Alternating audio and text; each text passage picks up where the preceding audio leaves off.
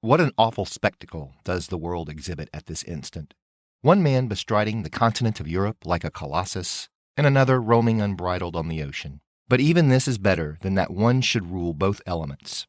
Our wish ought to be that he who has armies may not have the dominion of the sea, and that he who has dominion of the sea may be one who has no armies. In this way, we may be quiet. At home, at least. Thomas Jefferson, January 11th, 1806.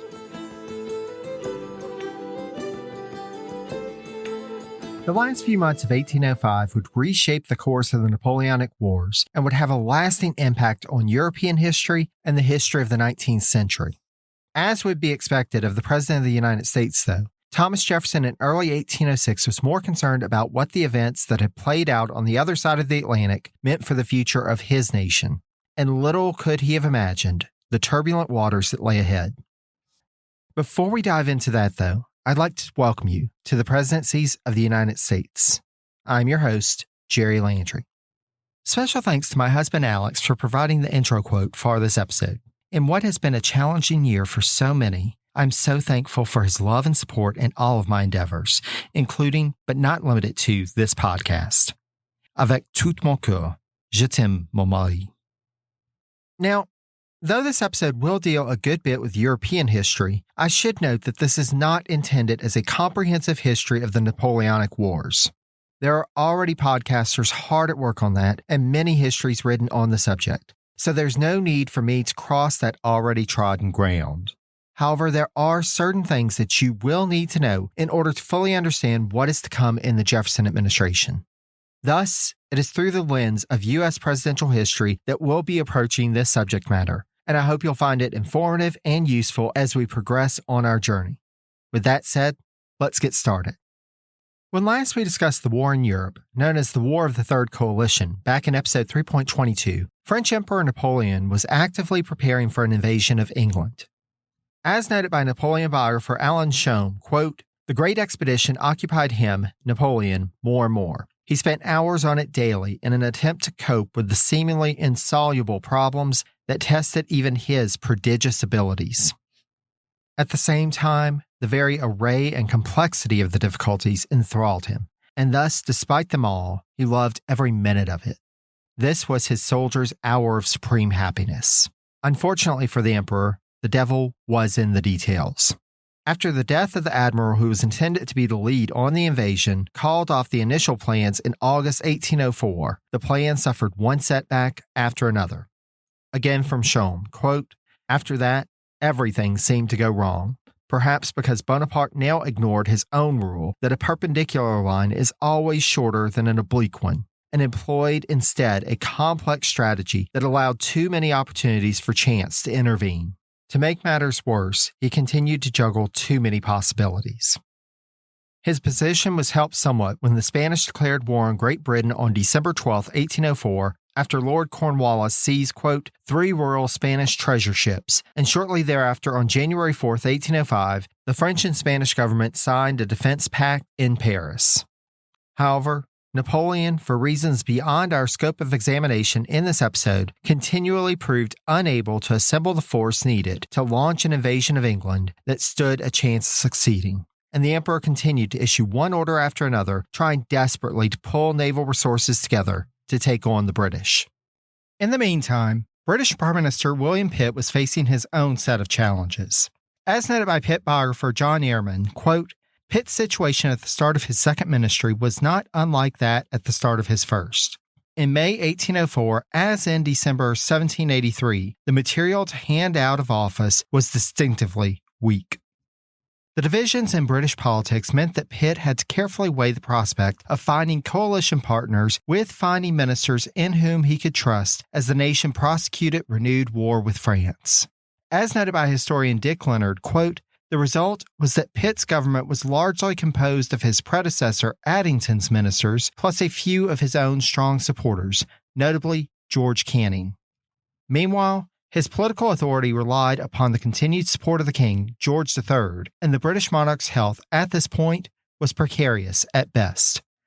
It should be noted that George also benefited from Pitt's support against the political ambitions of the Prince of Wales. But on all fronts, it was hard to deny that it was a shaky political house of cards that was being established. Again from Ehrman, quote, "There was one more somber feature, however, of which Pitt was well aware. The past 3 years out of office had been relatively kind to his health. Nevertheless, it had not improved basically. It remained distinctly suspect, and the sudden relapses could be frightening when they occurred. His state in the spring gave some cause for worry. His appetite had gone, a racking cough persisted, and he was about to shoulder the burden once more, with no political elbow room. This did not mean, however, that the new government didn't spring into action to counter the threat that the new conflict presented. Following Pitt's resumption of office as Prime Minister, quote, legislation was quickly passed by Parliament and the war budgets increased. Meanwhile, the new First Lord of the Admiralty, Lord Melville, worked to beef up that branch of the military. From Shome, quote, the number of sailors was increased to some 100,000, to whom were added 20,000 Marines. The number of warships of the Royal Navy was increased from 469 to 551 between 1803 and 1805. The long, irregular shoreline was divided into 28 coastal districts, its shallows and minor ports and estuaries guarded by some 700 or so small gunboats and their crews. In addition to preparing for the nation's defense, Prime Minister Pitt had to work to establish a new coalition to combat the French. While it's beyond our scope to go into the details, as described by Leonard, quote, with infinite difficulty, Pitt now managed to construct the Third Coalition, luring Austria and Russia to put large armies into the field, with Prussia also limbering up. With Russia entering the new alliance in April 1805, followed in August by the Habsburg monarchy in Sweden, the pressure increased on Napoleon to turn his attention from an invasion of Britain to a defense of the French Empire on the continent. By the end of August, Napoleon called off the invasion plans and instead issued new orders for the troops that had been committed to that action to march towards the eastern border.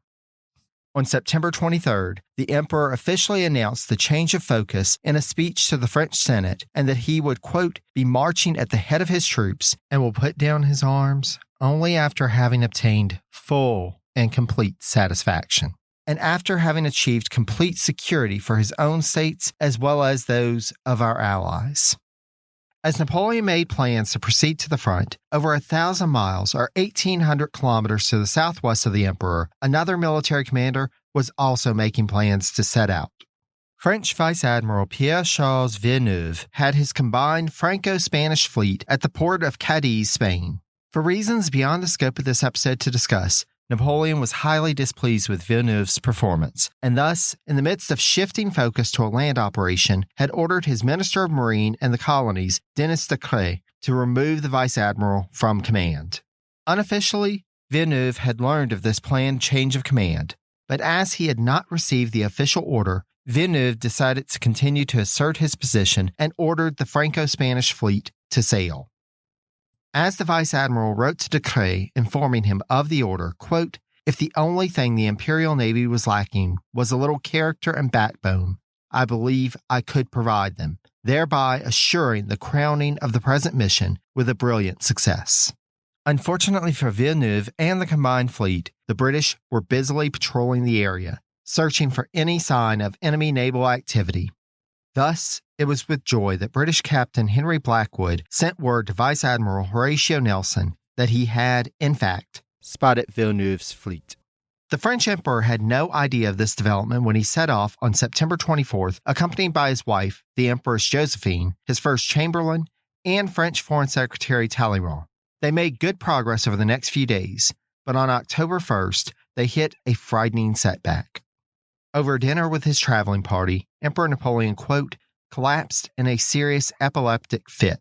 Falling to the ground, his body racked by convulsions, he vomited and gagged, fighting for breath, foam covering his lips. The emperor had suffered similar fits previously, as Josephine well knew, but neither the first Chamberlain nor Talleyrand had ever been witness, though the Foreign Secretary had heard rumors of previous incidents. Napoleon biographer Alan Shome attributes this attack to the fact that, quote, the tension over the past few weeks had been too much for him. His entire empire was at stake. As Talleyrand watched the emperor writhe on the ground, Shome asserts that the Foreign Secretary, quote, realized just how fragile this new French Empire was. Napoleon's attack lasted longer than any one that we know of previously, approximately 45 minutes. At the end of it, though, quote, with a stiff brandy, Napoleon got to his feet, and after enjoining all present to total secrecy about what had just transpired, ordered his post-chase and set out alone in the night for Karlsruhe and the gathering Grande Armée.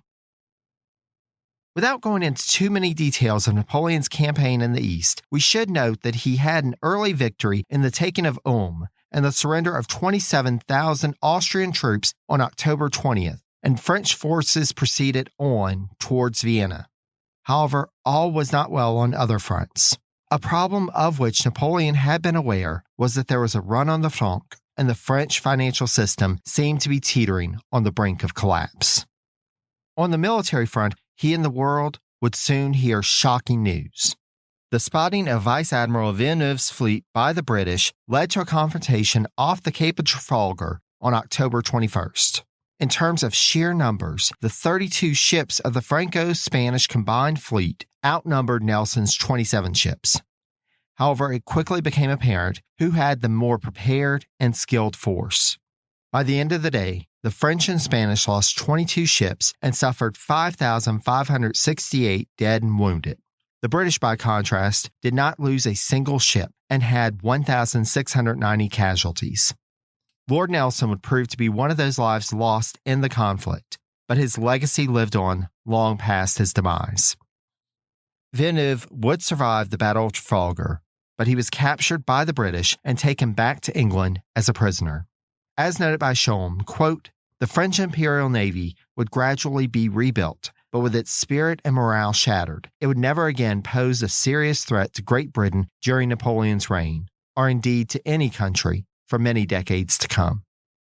It is difficult to exaggerate the importance of the Battle of Trafalgar in what was to come in the history of the Napoleonic Wars, or indeed in the history of U.S.-European relations for the next 10 years.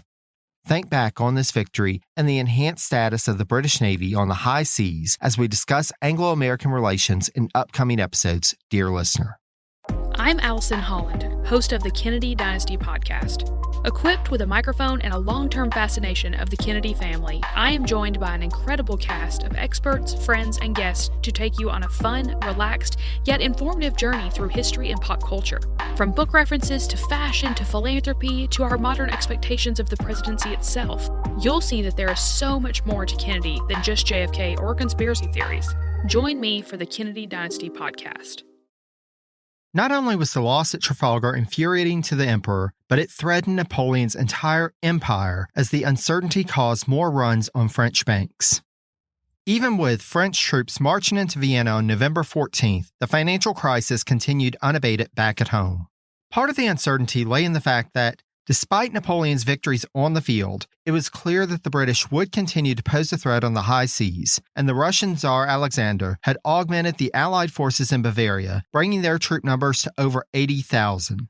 Napoleon's troops, meanwhile, were fatigued after having been pushed so hard by the emperor thus far in the campaign. The nerves of the commanders of the Grande Armée were likewise strained, and already existing frictions caused numerous fallouts between Napoleon's commanders, some of which would have long-term ramifications for the future stability of the command structure of the French Empire's military. The stress went all the way to the top. Again from Sholm, quote, Napoleon too was not his old self. Everything seemed to be going wrong, compounded by disorders in the rear of the army, where thousands of troops had deserted and rampaged through conquered villages. In the face of all this, Napoleon was still able to come up with a plan which involved luring the Allied army into a trap at a position around, quote, 5 to 6 miles west of the village of Austerlitz on the Brunn-Olmütz road. After buying some extra time with a request for an interview with Tsar Alexander that naturally never had any chance of finding a peaceful resolution, the Allied troops assembled at Austerlitz on December 1st, and that evening, Emperor Napoleon, quote, made the rounds of all frontline troops who, in their great enthusiasm, lit hundreds of straw and pine torches, tens of thousands cheering Vive l'Empereur over and over again, their voices carrying across the few hundred yards separating the French and Allied positions. A thick fog settled in that evening, and thus, on December 2nd, the French positions were still hidden from view. Despite that, quote, 278 Russian and Austrian big guns suddenly opened fire on them. The Battle of Austerlitz had begun. Fighting went on through the morning and into mid-afternoon until finally, around 3 o'clock, most of the fighting was at an end. Napoleon's victory was not only complete, but it was brutal, as he had issued orders to take no prisoners. Thus, 15,000 Allied troops were dead, and finally, after Napoleon relented in the last hour of the battle and allowed for it, 12,000 prisoners were taken, including 8 generals. Russian Tsar Alexander and Habsburg Emperor Franz had fled from the scene, though Alexander had nearly been captured as his own guard had abandoned him in the frenzied retreat. Coming 1 year exactly after Napoleon's coronation, the victory at Austerlitz put the French Empire on much firmer footing. With the Allied forces decimated, the financial crisis in France subsided. Meanwhile, the Third Coalition quickly folded. Prussia, who had been poised to join the coalition, instead reaffirmed its friendship with the French Empire. Likewise, the Habsburg Empire quickly capitulated and entered into the Treaty of Pressburg on December 26, 1805, that led to more land concessions as well as a recognition of Napoleon as the King of Italy. It would take a little longer to play out, but the Habsburg concessions would ultimately lead, a few months later, to the dissolution of the Holy Roman Empire that had lasted for 1,000 years since the time of Charlemagne, and the creation in July 1806 of the Confederation of the Rhine, another French puppet state in the short term, but in the long term, the nucleus of an idea of a unified Germany, which historian Charles Estelle describes as being seen later on, quote, as one of Napoleon's greatest and most lasting achievements. We're getting far ahead of ourselves, though, and should now turn back to the situation in Great Britain. As with many of his countrymen, Prime Minister Pitt had been overjoyed at the news of the victory at Trafalgar. However, there was still much to be done. Beyond just Allied military operations in Europe, Britain used the opportunity to send a naval expedition to the Cape of Good Hope in southern Africa, and on January 18, 1806, forces of the Batavian Republic surrendered the Cape Colony to Britain. Those who have read ahead know that this would have major ramifications for what would ultimately become the Republic of South Africa. But I digress. Pitt's time would be focused in the latter part of 1805 on trying to come to terms with the Prussians to bring them into the war on the side of the Allies. The prospects continued to dim as the year drew closer to its end, and upon the receipt of news from Austerlitz, it was clear that the door for a stronger coalition had closed, and instead, Britain was at another crisis point. This was a crisis, however, for which the Prime Minister was not physically capable of meeting. He had traveled to Bath in December to seek treatment to restore his health, but a bout of gout incapacitated him even further. By early January 1806, quote, he found it hard to take his place at the dinner table and ate very little, drinking a glass of Madeira and water. The Prime Minister was finally well enough to travel to his home in Putney, but a contemporary upon his arrival remarked upon being, quote, deeply shocked by the changed tone of his voice and his struggle for breath as he climbed the stairs.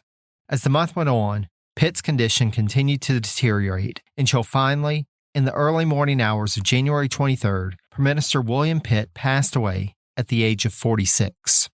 Though his death has been previously attributed to cancer, more recent medical assessments of reports of his condition have concluded that a peptic ulcer was likely the cause of his untimely demise. In the 21st century, this condition, quote, could have been cured in a few days by therapy with antibiotic and acid-reducing drugs. At the time, though, there was no treatment available. So much about this time in European history would have long-term ramifications. Pitt's tenures as Prime Minister can certainly be added to that tally. As described by Dick Leonard, quote, the younger Pitt was a new kind of Prime Minister, compared to whom the great majority of his predecessors were amateur dilettantes. No premier before, and few since, has dedicated his life so completely to his calling, working exceptionally long hours, suppressing most of his other interests and possible sources of pleasure, and establishing such command over the political scene. He was able to expand the informal, if not the formal powers of the premiership, establishing his authority, at least to a limited extent, over other departments than the Treasury. Partly because he had to deal with an exceptionally opinionated and stubborn monarch whom he was reluctant to challenge directly, Pitt was never able to establish his own right to appoint, shift, or dismiss ministers, nor to be accepted as the only minister to have direct access to the king and the sole right to advise him. Nevertheless, the fact that he was known to seek these objectives made it easier for his successors to pursue them from more pliable monarchs. Despite the future impact of Pitt's reshaping of the office of Prime Minister, the loss of Pitt at this time of crisis would cause a crisis of leadership at the worst possible time. The person who would be turned to as Pitt's successor would, on paper, appear to be a natural fit for the role. We've talked about William Grenville, the first Baron Grenville, on a number of occasions in this podcast, most recently in episode 3.22.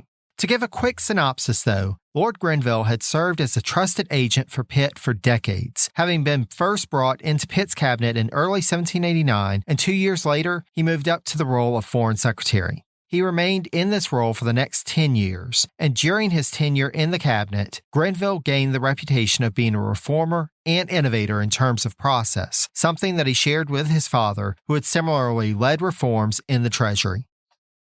It should be noted that, to date, there have been only two father-son British Prime Minister combos, and those are the Pitts and the Grenvilles.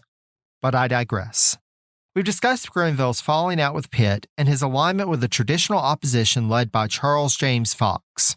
With the weakening of the Addington ministry, Grenville had pushed the idea of a quote-unquote ministry of all the talents that would be led by Pitt, but which would include himself, Fox, and Addington. However, King George III had objected to the idea of including Fox in a new ministry, and as Grenville was at the time coordinating with Fox in political efforts, he declined any suggestion that he should serve in the new Pitt ministry. Still, upon Pitt's death, his ministry turned to Grenville as its new leader. King George let the ministry know of his desire to draw upon the new Prime Minister from among their ranks, but they strongly recommended that the king appoint Grenville to the post. Despite the king's invitation that Grenville form, quote, a government with no exclusions, an acknowledgement that he was no longer in a position to block Fox's return to office, Lord Grenville was reluctant to accept the post and instead suggested Earl Spencer as an alternate. Again from Leonard, quote, it was not only diffidence and a sense of weariness which made him hesitate, but also a concern for his own income, despite the fact that the death of his brother-in-law 2 years earlier had left him a very wealthy man. From a leadership standpoint, there were problems with Grenville. As described by Leonard, quote, he, Grenville, was regarded as stiff and haughty and completely lacking in small talk, nor did his personal appearance do him any favors. He had bulging eyes, an oversized head, and a more than ample posterior, was untidily dressed and short-sighted, which meant that he wore spectacles, or an eyeglass, from an early age. Grenville also suffered from a certain diffidence, which inhibited him from putting himself forward. Grenville, for all his abilities, was a natural number two, rather than a leader.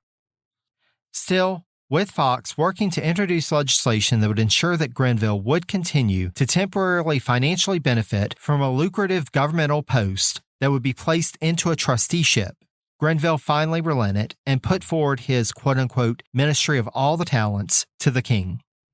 Addington, now having been raised to the peerage as Viscount Sidmouth, would join the new ministry as Lord Privy Seal, while Fox would join as Foreign Secretary.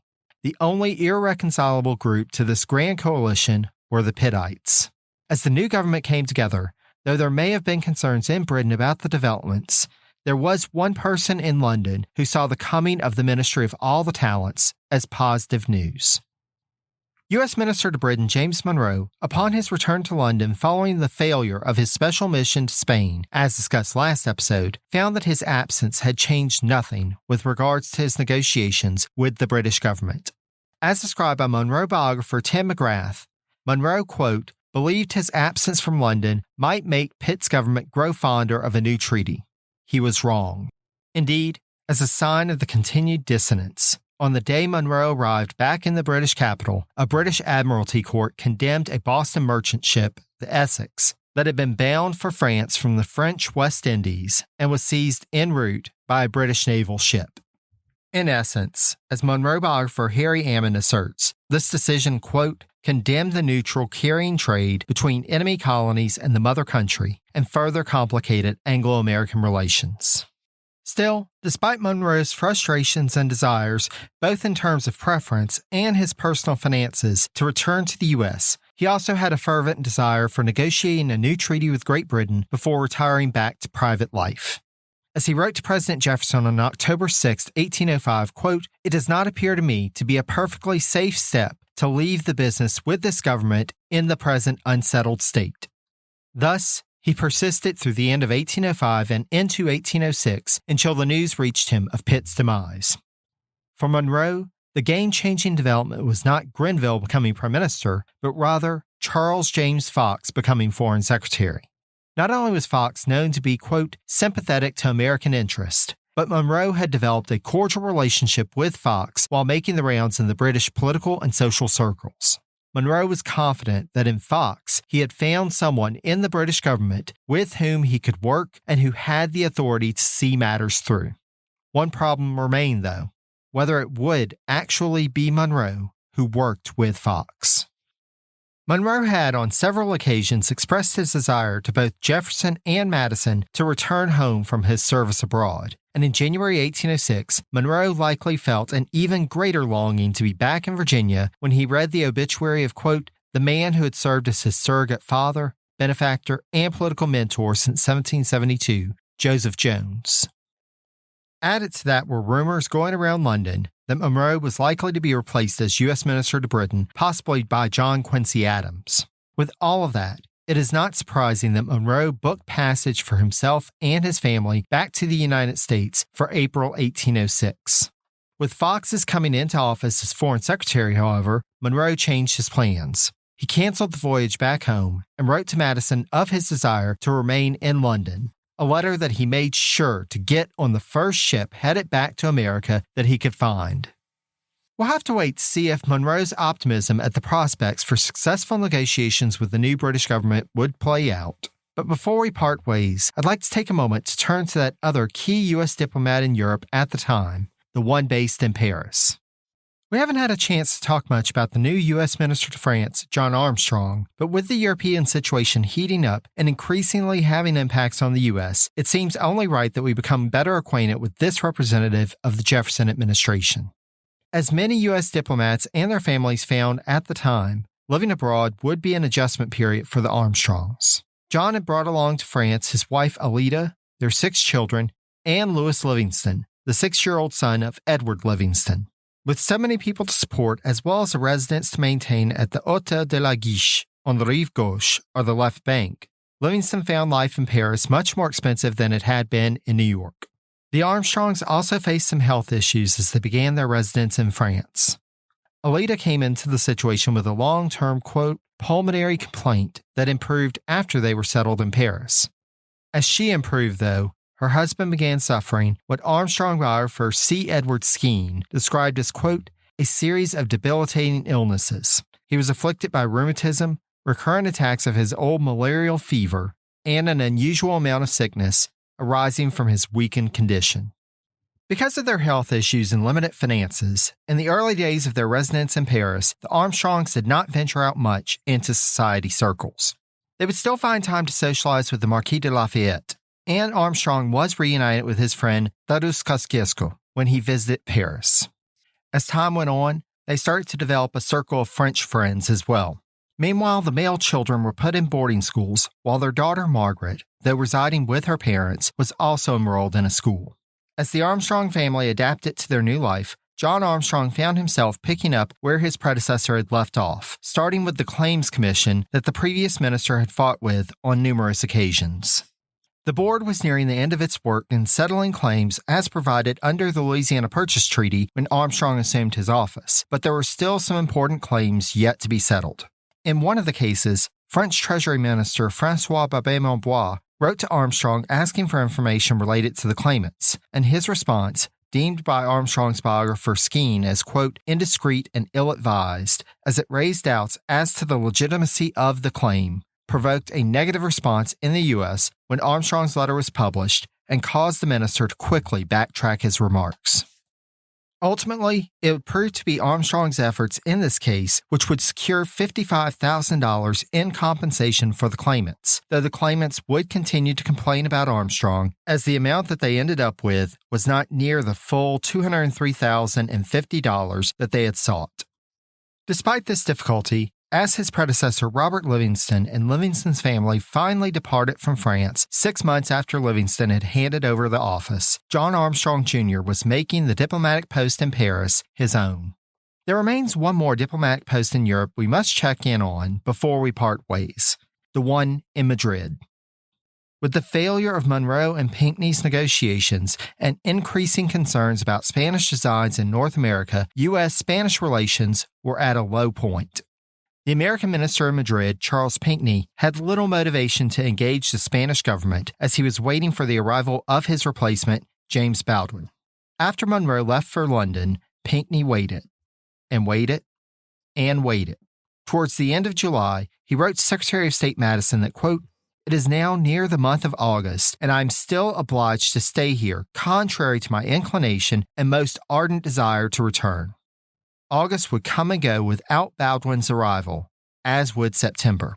For some reason that I've yet to discover, Baldwin, rather than going directly to Madrid, instead went to London first. After staying some time there, he then crossed the Channel and went to Paris. This move, rather than upsetting the administration, would receive its approval. After the failure of Monroe and Pinckney's negotiations, Jefferson and his advisors had concluded that there was little to be gained by direct negotiations with the Spanish government. As with many things in Europe at that point, the true power lay with Emperor Napoleon, and it was clear that, without the approval of the French government, the Spanish would not make any agreement with the U.S. There still remained the matter of the U.S. Minister to Spain waiting to hand off his office and head home. Thus, Baldwin directed his secretary, George Irving, to travel to Madrid and assume the post of chargé d'affaires, which would grant him interim control of the mission, allowing Pinckney to finally depart. As soon as he was able, Pinckney left Madrid and finally returned to his home in South Carolina in January 1806. For Pinckney, though, his homecoming would not be a pleasant one. Though he was seen as having been successful in his diplomatic efforts, Pinckney came home to find his personal affairs in disarray. According to Pinckney's biographer Marty Matthews, quote, "A house in Charleston and properties at Georgetown had been sold, and his plantation south of Columbia neglected. Creditors had filed more than 40 suits against him. His cousin's management of his affairs had been less than efficient." Though it's beyond our scope to go into details about how Pinckney dealt with this situation, I mention this to share something that was a common issue faced by diplomats in the early republic. Being so far from their home, diplomats found it nearly impossible to keep up with their personal finances and relied on family members or trusted friends to manage their affairs on their behalf.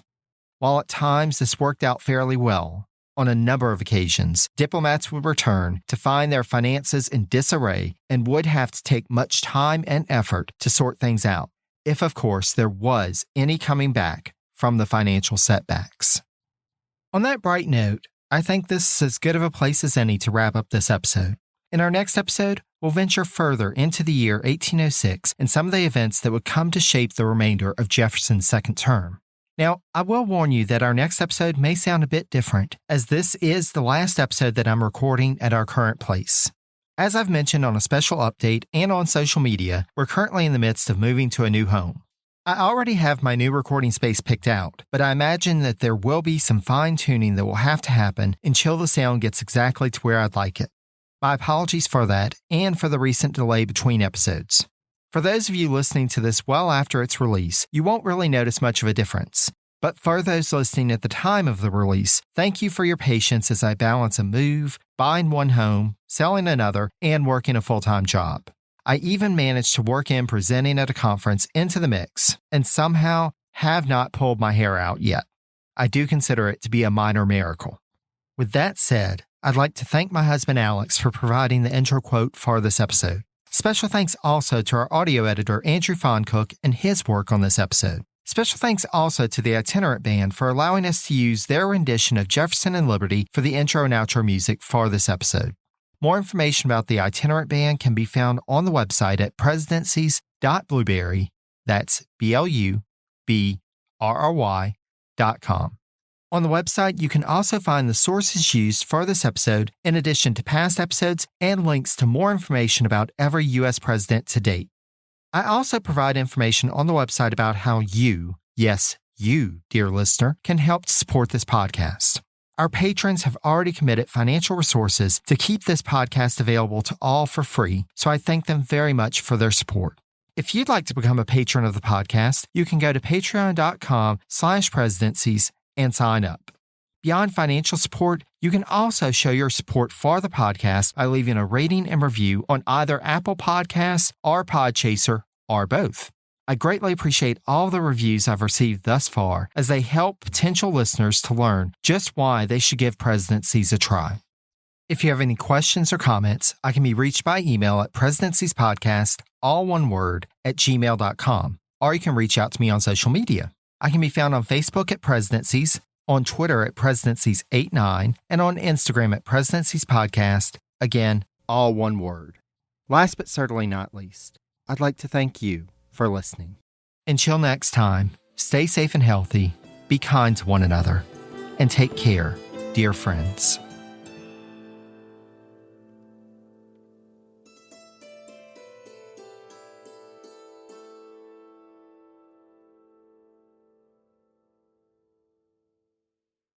I'm Allison Holland, host of the Kennedy Dynasty Podcast. Equipped with a microphone and a long-term fascination of the Kennedy family, I am joined by an incredible cast of experts, friends, and guests to take you on a fun, relaxed, yet informative journey through history and pop culture. From book references to fashion to philanthropy to our modern expectations of the presidency itself, you'll see that there is so much more to Kennedy than just JFK or conspiracy theories. Join me for the Kennedy Dynasty Podcast.